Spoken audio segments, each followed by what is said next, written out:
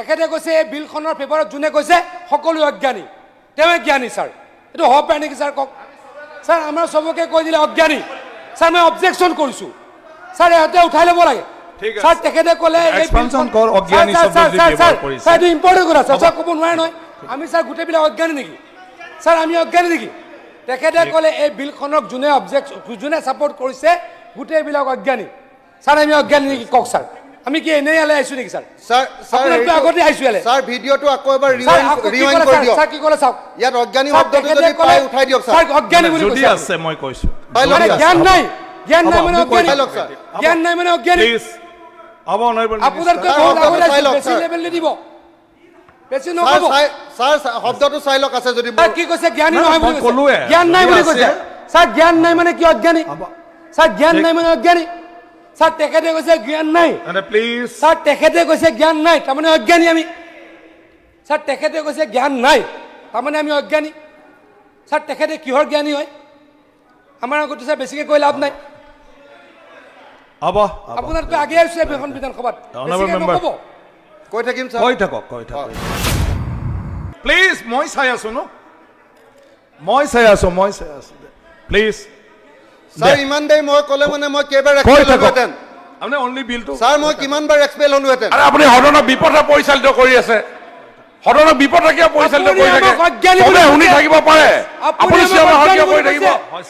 আপুনি কোনো হাল্লা কৰা নাই আপুনি অকলে হাল্লা কৰি থাকে স্যার তেখেতে আমাক অজ্ঞানী বুলি কৈছে আমি একো নাজানো বুলি কৈছে এটো কেনেকে মানিম স্যার আপুনি এটা কাম কৰিব মিয়াক লৈ যেতিয়া চৰকাৰ গঠন কৰিব তেতিয়া এইবোৰ বিল হলাই ল'ব স্যার স্যার নেমানিম নহয় স্যার জিটি তেওঁ কৈ যাব আমি মানি যাম নেকি আমি স্যার গছৰ মুৰা নেকি স্যাৰ বিধানসভাত এনেকুৱা সাম্প্ৰদায়িক কথা ক'ব পাৰি এনেকে পাই আপুনি কৈ থাকে কৈ থাকক কিয় উল্টা পাল্টা মিয়া কেনেকে সাম্প্ৰদায়িক হ'ল সন্মানীয় মিয়াক লৈ যেতিয়া চৰকাৰ গঠন কৰিব তেতিয়া বিল আনিব এনেকুৱা হলুৱা বিল আনিব স্যাৰ তেখেতে আমাক অজ্ঞানী বুলি ক'লে গোটেই ট্ৰেজাৰী বেঞ্চৰ এমএলএক অজ্ঞানী বুলি ক'লে স্যাৰ গোটেই ট্ৰেজাৰী বেঞ্চৰ এমএলএক অজ্ঞানী বুলি ক'লে আমি কি মনে হৈ গ'ল হৈছে তেওঁটো চূড়ান্ত সাম্প্ৰদায়িক উজনি অসমত তেওঁ জাতীয়তাবাদৰ কথা ক'ব নামনিত গৈ পিনে মিয়াবাদৰ কথা ক'ব হ'ব অনাৰেবল তেওঁ ক'লে শুদ্ধ অনাৰেবল মেম্বাৰ কৈ থাকক এটা নাটক নহয় 1886 বিলখনটো আমি নাইকিয়া কৰি দিয়া নাই নহয় তেওঁ কেলে নাইকিয়া কৰিছে বুলি কৈছে এমেন্ডমেন্ট আনিছে কৈ থাকক স্যাৰ কম নে আপুনি স্যাৰ সদনৰ এই অপ্ৰীতিকৰ পৰিস্থিতিত মই সদন ত্যাগ কৰিলো স্যাৰ এইবিলাক ভাল লগা নাই স্যাৰ তেখেতে অজ্ঞানীটোৰ ওপৰত ক'ব লাগিব স্যাৰ অজ্ঞানটোৰ ওপৰত ক'ব লাগিব স্যাৰ প্লিজ স্যাৰ তেখেতে প্লিজ ক'ব লাগিব শেষ কৰিবলৈ দিয়ে না কক কথাটো ক'বলৈ দিয়া কৈ থাকক আপুনি কৈ থাককচোন স্যার অজ্ঞানী বুলি ক'ব লাগিব স্যার উঠাই ল'ব এক্সপ্লেনেশ্যন কৰি দিলে হয় গোটেই চৰকাৰক নাই গোটেই চৰকাৰক অজ্ঞানী বুলি কৈছে ট্ৰেজাৰী বেঞ্চক অজ্ঞানী বুলি কৈছে এইটো নহ'ব স্যাৰ এইটো নহব নহয় এইটো চোৱা যাব চৰকাৰ অজ্ঞানী হ'ব পাৰে এইটো চোৱা যাব তেখেতে চৰকাৰক অপমান কৰিছে চোৱা যাব স্যাৰ জ্ঞান নাই বুলি কৈছে এইটো কেনেকে চলিব স্যাৰ স্যাৰ জ্ঞান নাই বুলি কৈছে স্যাৰ এইটো নামানো স্যাৰ তেখেতে যি মন যায় তাকে ক'ব কেনেকে মানিম স্যাৰ আমি স্যাৰ এনেকে অকলে বহক নহ'ব হৰাই লৈ মাফ খুজিব লাগিব মই যেতিয়া ক'লো তেওঁ কৈছিলে জ্ঞান নাই স্যাৰ জ্ঞান নাই মানে অসমীয়াত অজ্ঞানী বুজায় তেখেতে অসমীয়া নাজানে স্যাৰ ৰেকৰ্ডটো ওলাই মানে এইটো অট্টহাস্য বিধানসভাত কৰিব পাৰে নেকি কৰা নাই কৈ থাকক বিধানসভাত যদি অট্টহাস্য কৰিব পাৰে ময়ো কৰোঁ মই চিৰিয়াছ বিষয় এটা কৈ আছো অধ্যক্ষ ডাঙৰীয়া প্লিজ আপোনাৰ কথাটো কৈ থাকক না অধ্যক্ষ ডাঙৰীয়া এই বিলখনে এই 2 পৃষ্ঠাৰ বিলখনে অসমৰ অতি গুৰুত্বপূৰ্ণ দুখন বিল এক ৰাতিৰ ভিতৰত দা আসাম লেণ্ড ৰেভিনিউ ৰিএছেছমেণ্ট এক্ট 1936 এইখনক ইয়াৰ পৰা অসমৰ লেণ্ড ৰেভিনিউ গোটেই চেপ্টাৰটোৰ পৰা আঁতৰ কৰি দিছে আৰু the Assam assessment of revenue free wasteland grants act 1948 এই দুইখন এই বিলখনে আসাম লেণ্ড এণ্ড ৰেভিনিউ ৰেগুলেশ্যনৰ পৰা গোটেই ছিষ্টেমটোৰ পৰা ইয়াৰ মেনুৱেলৰ পৰা আঁতৰ কৰি দিছে 1886ৰ লেণ্ড ৰেভিনিউ এক্টখন যোনে প্ৰথমৰ পৰা শেষলৈকে পঢ়িছে আৰু যি এই এক্টখন বুজি পায় আৰু অসমৰ লেণ্ড ৰেভিনিউ ছিষ্টেম বোলা বস্তুটো সামান্যতম জ্ঞান আছে তেখেতসকলে কেতিয়াও এখন সাধাৰণ বিল বুলি কেতিয়াও ক'ব নোৱাৰে অতি স্পষ্ট কথা অধ্যক্ষ ডাঙৰীয়া ইয়াত কৈছে ইয়াত এটাই কৈছে ইয়াতে কি কৈছে ইয়াত ষ্টেটমেণ্ট অফ অবজেক্ট এণ্ড ৰিজনত কৰিছোঁ ছাৰ ছাৰ ছাৰ বিলৰ আমি ফেভাৰত কৈ আছোঁ এখেতে কৈছে এই বিলখনৰ ফেভাৰত যোনে কৈছে সকলো অজ্ঞানী তেওঁৱে জ্ঞানী ছাৰ এইটো হ'ব পাৰে নেকি ছাৰ কওক ছাৰ আমাৰ চবকে কৈ দিলে অজ্ঞানী ছাৰ মই অবজেকশ্যন কৰিছোঁ ছাৰ ইহঁতে উঠাই ল'ব লাগে ছাৰ তেখেতে ক'লে ছাৰ এইটো ইম্পৰ্টেণ্ট কথা ছাৰ ক'ব নোৱাৰে নহয় আমি ছাৰ গোটেইবিলাক অজ্ঞানী নেকি ছাৰ আমি অজ্ঞানী নেকি তেখেতে ক'লে এই বিলখনক যোনে ছাপৰ্ট কৰিছে গোটেইবিলাক অজ্ঞানী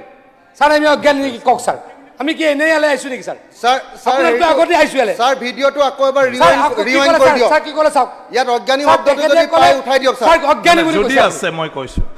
জ্ঞান নাই মানে অজ্ঞানী জ্ঞান নাই মানে অজ্ঞানী প্লিজ হ'ব অনাৰেবল আপোনালোকে বহুত আগতে বেছি লেভেল নিদিব বেছি নক'ব ছাৰ শব্দটো চাই লওক আছে যদি কি কৈছে জ্ঞানী নহয় বুলি কৈছে জ্ঞান নাই বুলি কৈছে ছাৰ জ্ঞান নাই মানে কি অজ্ঞানী ছাৰ জ্ঞান নাই মানে অজ্ঞানী ছাৰ তেখেতে কৈছে জ্ঞান নাই প্লিজ ছাৰ তেখেতে কৈছে জ্ঞান নাই তাৰমানে অজ্ঞানী আমি ছাৰ তেখেতে কৈছে জ্ঞান নাই তাৰমানে আমি অজ্ঞানী ছাৰ তেখেতে কিহৰ জ্ঞানী হয় আমাৰ আগতে ছাৰ বেছিকৈ কৈ লাভ নাই হ'ব আপোনালোকে আগে আহিছে এখন বিধানসভাত নক'ব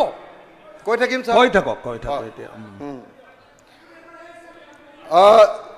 ছাৰ এই সৰু 2 পৃষ্ঠাৰ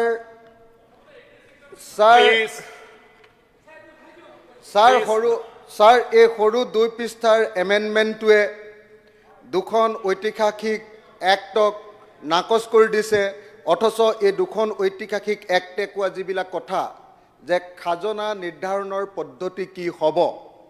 তাৰ কোনো ব্যৱস্থা ইয়াতে ৰখা হোৱা নাই যদি কোনোবাই কয় ৰুলত আহিলে মানে আমি কোনো লেজিসলেটৰে সেইটো চাবলৈ নাপাওঁ কিন্তু এইকেইখনত একদম লেজিসলেটৰে চাব পৰাকৈ ইয়াত এক্ট আছে ইয়াত অতি স্পষ্টভাৱে অসমৰ মাটিৰ খাজনা কেনেকুৱা হ'ব লাগে সেই কথাটো স্পষ্টভাৱে ছাৰ লিখা আছে ৰুলটো পিছত আহে আপুনি নাজানে নেকি এইটোৱে নিয়ম ছাৰ মই চিঞৰিলেতো আপুনি কিবা কিবি কৰি দিলেহেঁতেন মোক আজি তিনিবাৰ এক্সপেল কৰিছে ছাৰ ক'বলৈ দিয়ক প্লিজ ক'বলৈ দিয়ক কৈ থাকক হ'ব নাই হ'ব কৈ থাকক 1886 বিলখন এমেণ্ড কৰিছে ক'লো মই এক্সপানশ্যন কৰিবলৈ ক'লো মই নাই এক্সপানশ্যন কৰিবলৈ ক'লো মই ৰুলছটো পিছত আহে তেখেতে নাজানে নেকি সেইকণো জ্ঞান নাই তেখেতৰ ক'বলৈ দিয়ক তেখেতৰ সেইকণ জ্ঞান নাই ক'বলৈ দিয়ক যে ক'লে আমাৰ জ্ঞান নাই এইটো উঠাই ল'ব লাগিব ছাৰ ক'লে তেওঁৰ জ্ঞান নাই ৰুলছ যে পিছত আহে তেওঁৰ জ্ঞান নাই হ'ব মই ক'লো এক্সপানশ্যন হ'ব ছাৰ এক্সপান্স কৰক যি শব্দ আছে ঠিক আছে আপুনি কওক এতিয়া বিলৰ ওপৰত হ'ব প্লিজ মই চাই আছো প্লিজ ছাৰ ইমান দেৰি মই ক'লে মানে মই কেইবাৰ এক্সপেল হ'লোহেঁতেন আপুনি অনলি বিলটো ছাৰ মই কিমানবাৰ এক্সপেল হ'লোহেঁতেন আৰে আপুনি সদনৰ বিপথে পৰিচালিত কৰি আছে সদনৰ বিপথে কিয় পৰিচালিত কৰি থাকে চবে শুনি থাকিব পাৰে আপুনি কিয় কৰি থাকিব আপুনি কোনো হাল্লা কৰা নাই আপুনি অকলে হাল্লা কৰি থাকে ছাৰ তেখেতে আমাক অজ্ঞানী বুলি কৈছে আমি একো নাজানো বুলি কৈছে এইটো কেনেকৈ মানিম ছাৰ আপুনি এটা কাম কৰিব মিয়াক লৈ যেতিয়া চৰকাৰ গঠন কৰিব তেতিয়া এইবোৰ বিল সলাই ল'ব ছাৰ ছাৰ নেমানিম নহয় ছাৰ যি তেওঁ কৈ যাব আমি মানি যাম নেকি আমি ছাৰ গছৰ মূৰা নেকি ছাৰ বিধানসভাত এনেকুৱা সাম্প্ৰদায়িক কথা ক'ব পাৰি ছাৰ আপুনি কৈ থাকক কিয় উল্টা পাল্টা কেনেকৈ সাম্প্ৰদায়িক হ'ল সন্মানীয় মিয়াক লৈ যেতিয়া চৰকাৰ গঠন কৰিব তেতিয়া বিল আনিব এনেকুৱা হলুৱা বিল আনিব ছাৰ তেখেতে আমাক অজ্ঞানী বুলি ক'লে গোটেই ট্ৰেজাৰী বেঞ্চৰ এমএলএক অজ্ঞানী বুলি ক'লে ছাৰ গোটেই ট্ৰেজাৰী বেঞ্চৰ এমএলএক অজ্ঞানী বুলি ক'লে আমি কি মনে তেওঁতো চূড়ান্ত সাম্প্ৰদায়িক উজনি অসমত তেওঁ জাতীয়তাবাদৰ কথা ক'ব নামনিত গৈ পিনি মিয়াবাদৰ কথা ক'ব তেওঁ ক'লে শুদ্ধ নাটক নহয় 1886 বিলখনটো আমি নাইকিয়া কৰি দিয়া নাই নহয় তেওঁ কেলে নাইকিয়া কৰিছে বুলি কৈছে এমেণ্ডমেণ্টে আনিছে ছাৰ কম নে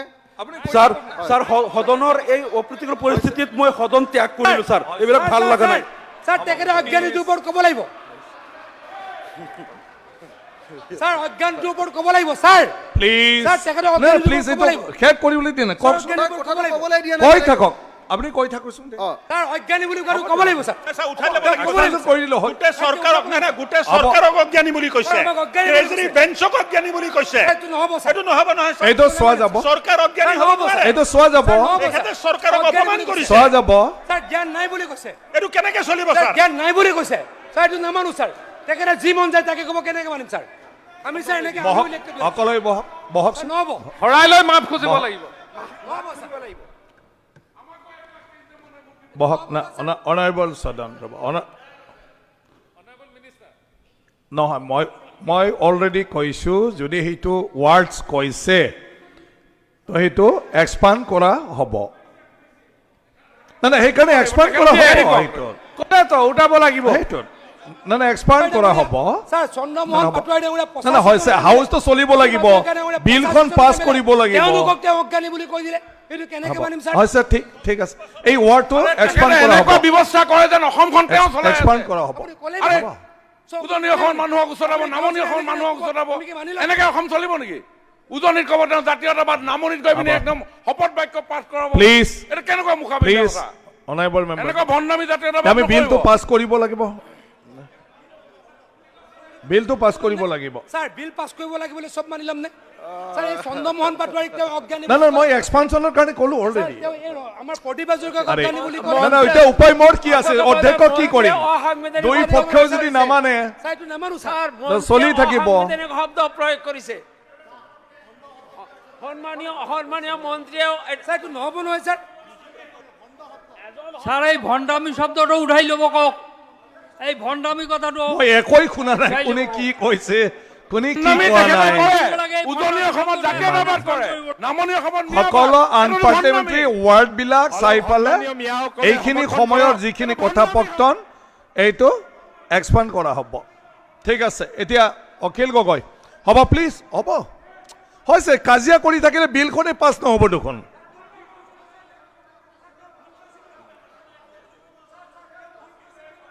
ছাৰ তেখেতে ভুল কৰিছে বুলি কওক ছাৰ তেখেতে ভুল কৈছে বুলি কওক এইটো ছাৰ ভুল কৈছে ভুল স্বীকাৰ কৰিব লাগিব ছাৰ এইটো কৰিব লাগিব ছাৰ নহ'ব নহয়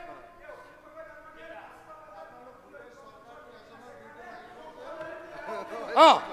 এইটো নহ'ব নহয় ছাৰ তেওঁৰ মতে আমি চলিম নেকি ছাৰ ছাৰ তেখেতৰ মতে আমি চলিম নেকি ছাৰ এই চন্দ্ৰমোহন পাটোৱাৰীক অজ্ঞানী বুলি ক'লে কেনেকে মানিম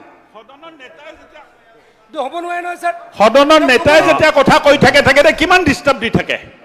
ছাৰ তেখেতে অজ্ঞানীটো ভুল স্বীকাৰ কৰিব লাগিব ছাৰ তেওঁ যে ক'লে জ্ঞান নাই আমাৰ ছাৰ আমাৰ জ্ঞান নাই তেখেতে ভুল স্বীকাৰ কৰিব লাগিব ছাৰ আমিও চলিব নিদিওঁ ছাৰ নাই, তেনেকে নচলিব নহয় আমিও চলিব নিদিওঁ আজি ছাৰ ছাৰ আমি চলিব নিদিওঁ নাই নাই নচলিব এইটো নিদিওঁ। ছাৰ ভুল স্বীকাৰ কৰিব লাগিব ছাৰ নহ'ব ছাৰ নহ'ব আমিও নেৰিছোঁ আজি মই চেক কৰি আছো ছাৰ কি চেক আছে কৰক ছাৰ চেক কৰক মই চেক কৰি আছো জ্ঞান নাই বুলি কৈছে চেক কৰক ছাৰ জ্ঞান নাই বুলি কৈছে ছাৰ ছাৰ জ্ঞান নাই বুলি কৈছে প্লিজ জ্ঞান নাই মানে অজ্ঞানী Rewind. নহয় পাটোৱাৰী ডাঙৰীয়া 40 বছৰ ইয়াত বহি আছে তেখেতৰ জ্ঞান নাই প্ৰদীপ দাস 40 বছৰ ইয়াত আচ্ছা, বহি আছে কোন জ্ঞান আছে নাই বুলি ক'ব খোজে। টেকনিকেল কোন আছে ছাৰ জ্ঞান নাই বুলি কোৱাটো হৈছে ইয়াত স্পীচটো ৰিৱাইণ্ড কৰিব পাৰেনে কোনোবা ভাষণটো ৰিৱাইণ্ড কৰিব পাৰে টেকনিকেল কোন আছে এই ভাষণটো পুনৰ বজাবৰ কাৰণে আছে নেকি নোপোৱা নেকি তোমালোকে অসমীয়া বুজি নোপোৱা ওলাই দিব পাৰিব নেকি আপোনালোকে অসমীয়া বুজি নাপায় জ্ঞান নাই মানে অজ্ঞানী অভিযোগ আহি আছে অসমীয়া বুজি নাপায় আপোনালোকে কি কৰিম আপোনালোকে অসমীয়া বুজি আচ্ছা নাপায়। সন্মানীয় সদন মই এতিয়া মানে যিখিনি এই সময়ৰ বক্তব্য মই ওলাবলৈ দিছোঁ যদি ছাৰ, তেনেকুৱা ছাৰ, কৈছে ছাৰ, তেখেতে উঠাই ছাৰ, ল'ব আমিনুল ইছলাম এতিয়া ডাঙৰীয়াই আমি মোক ছাৰ- হাউচটো চলিব ছাৰ, লাগে ছাৰ, মই এতিয়া প্ৰেজেণ্টত একো কৰিব না আপুনি sir, parliamentary minister sir, last কম। এতিয়া আমিনুল ইফালে ইছলাম সেইটো কৈছে মই কি ডাঙৰীয়াই মোক কৰিম ছাৰ লাষ্ট কম আমিনুল ইছলাম ডাঙৰীয়াই টিটকানি মাৰিলে মই যেতিয়া ক'লো তেওঁ কৈছিলে জ্ঞান নাই ছাৰ জ্ঞান নাই মানে অসমীয়াত অজ্ঞানী বুজায় তেখেতে অসমীয়া নাজানে ছাৰ মই ৰেকৰ্ডটো ওলাই আনিবৰ কাৰণে অধ্যক্ষ মই মহোদয়, already কৈছোঁ জোৰ প্লিজ জবস্তি এটা কঁঠাল পকালে নহ'ব তেখেতে কৈছে এই সময়ত মানে কি এই হ'ব আপুনিও ক'ব নালাগে আৰু কিবা কৈ গ'লে আৰু গণ্ডগোল হ'ব যিবিলাকে বিৰোধ মই তেখেতসকলৰ জ্ঞান নাই মই মানে ৰেকৰ্ডটো এই আইন ওলাই আনিব সম্পৰ্কে জ্ঞান নাই, দিছোঁ এই কথাটা কওঁতে হ'ব, সদনখন চলিব অজ্ঞানী লাগে কেনেকে বুজাব সদনখন চলিব জবৰদস্তি লাগে। কাঁঠাল পকালে নহ'ব সদনখন চলিব লাগে নাই নাই এতিয়া ভাষণটো দি থাকক ন আপোনালোকে- ইয়াৰ বিচাৰটো হ'ব আপোনালোকে আকৌ ৰি কৰি যদি এইটো আহে সেইটো এক্সপালচন ক্ৰিকেট খেলাৰ নিচিনাইতো হৈ থাকিলে কেনেকৈ হ'ব? সদনৰ মাজত কোনোবাক ভণ্ড বুলি ক'ব সেইটো এক্সপ্লেনেশ্যন হ'ব লাগিব Please, the House adjourned for 15 minutes.